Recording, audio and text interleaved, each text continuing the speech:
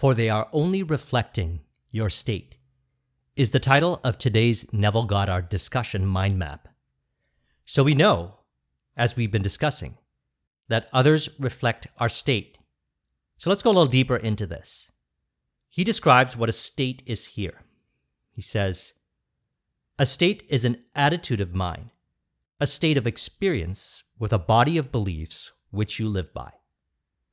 So all day long, if we observe, we'll become more conscious that we are carrying on inner conversations with others, and it is revealing what state we are in based on how we feel about these conversations.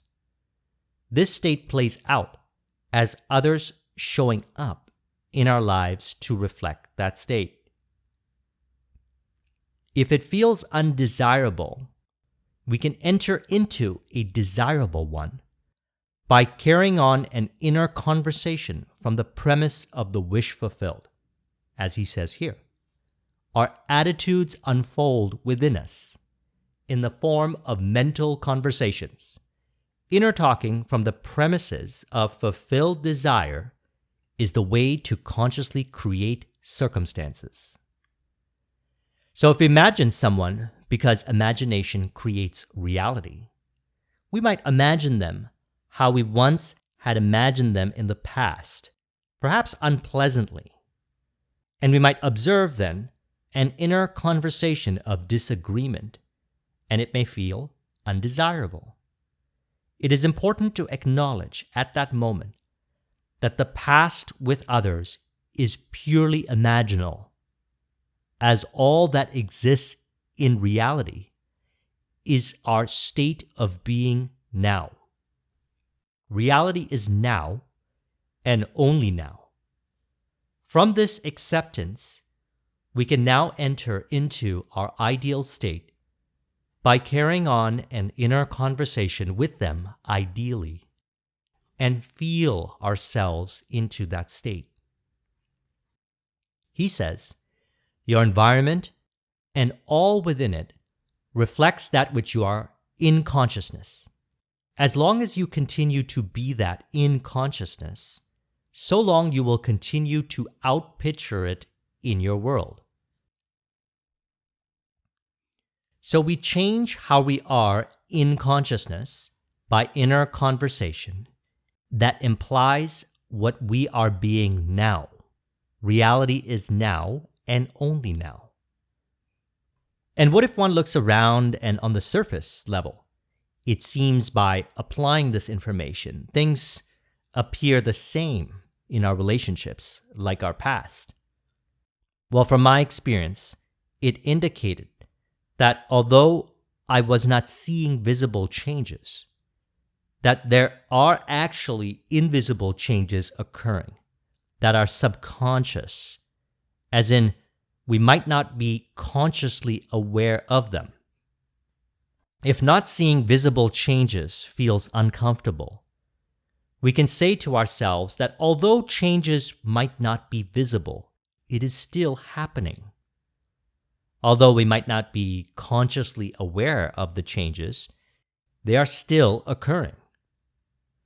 When we say this to ourselves, we remain in our ideal state, and from there, we don't try to force or control, resulting in unnecessary suffering, but rather allowing the changes from within to reflect in the outer.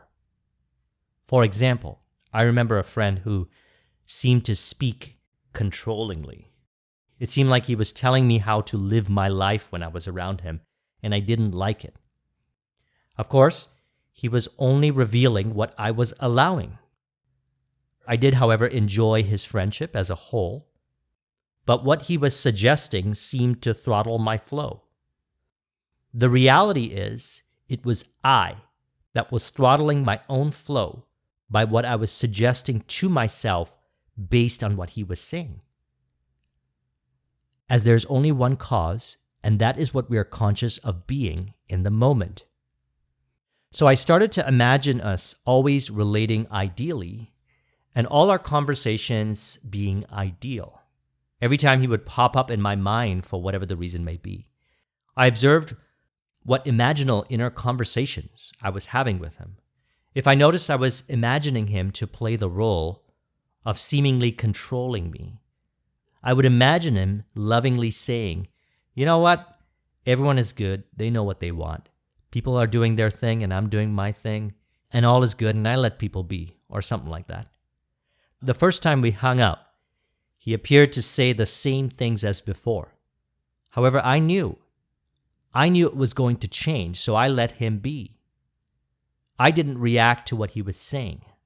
I remained in my state because although visibly nothing looked like it had changed, I knew that the change was initiated within, and therefore it's done. Then when we would hang out again, he would start to speak differently. He would speak from the premise of what I imagined, and I was able to remain in my flow around him. What I also noticed was others in my life that seemingly were trying to control me were no longer there because, again, others represent what we are conscious of being now.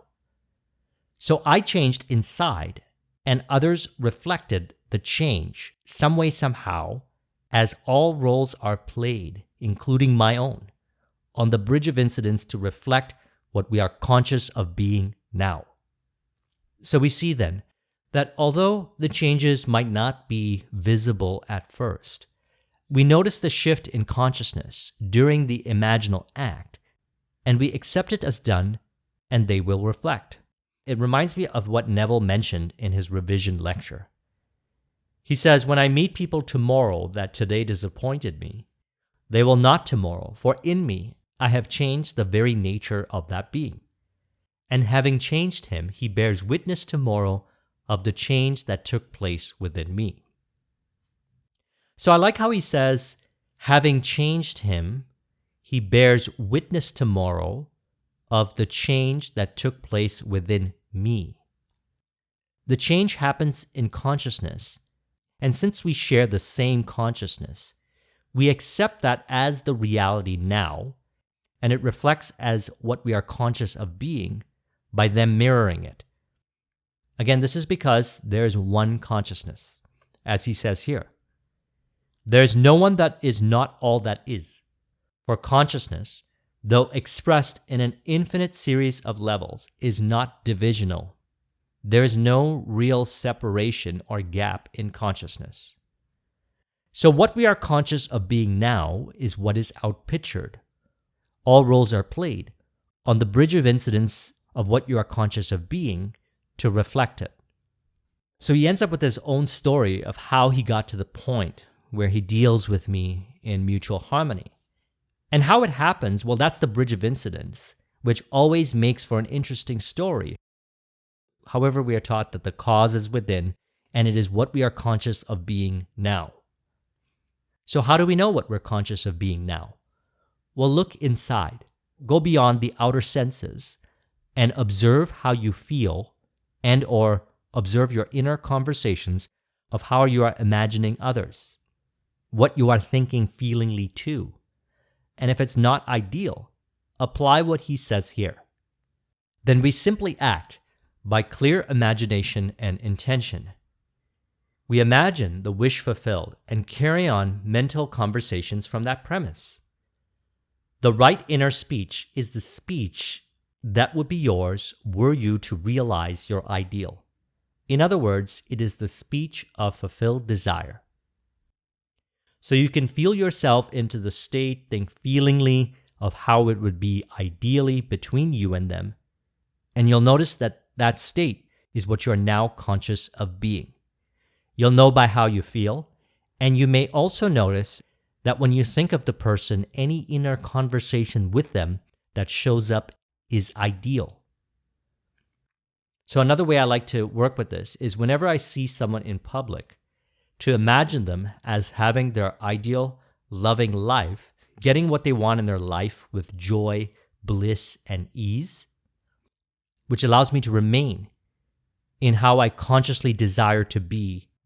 For to do unto others is to do unto ourselves. As he says, there's no one that is not all that is.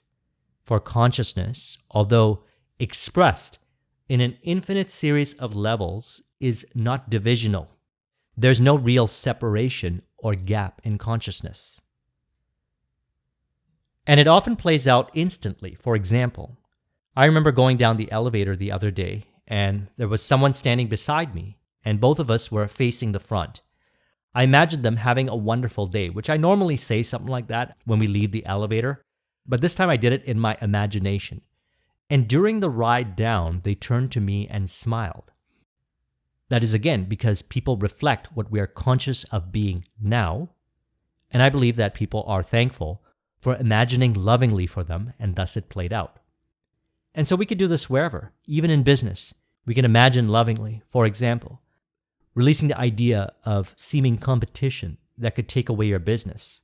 When I went into entrepreneurship in 2009, many seeming competitors ended up doing partnerships with me, and we ended up mutually sending business to each other and creating additional revenue streams.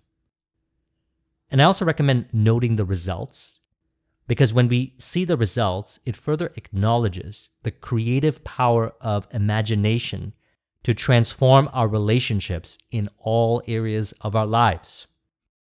It also seems to become easier, perhaps because we have so much personal reference experience and we realize that no matter what past or story we have with others, change can happen, as we have many examples to prove to ourselves.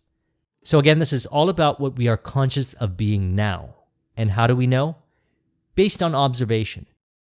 And if the inner conversations are unpleasant, we can initiate the change in consciousness via imagination by carrying on an inner conversation from the premise of fulfilled desire, thinking feelingly as we know it's done, and then go about your life and you'll observe the changes that occur. So I trust you found this to be helpful. Let's go ahead and conclude this with an auto-suggestion to further encourage. You can say, now is the only moment, and what I am conscious of being now is the cause for all outer changes. All changes are initiated from what I am aware of being now. And although effects may not be visible, the feeling of fulfillment inside is what I am conscious of being now. From this realization, everything continues to unfold as all roles are played on the bridge of incidents, reflecting my ideal state now. If you would like a copy of this mind map, the link is in the description. Thank you very much for watching. I'll talk to you soon. Take care.